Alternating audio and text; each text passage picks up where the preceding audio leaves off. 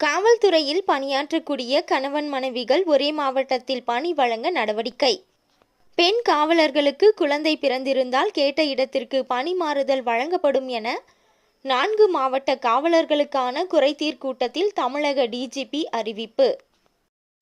நெல்லை மாவட்டத்தில் தமிழக டிஜிபி சங்கர் ஜிவால் 2 நாட்கள் முகாமிட்டு பல்வேறு பணிகளை ஆய்வு மேற்கொண்டு வருகின்றார்.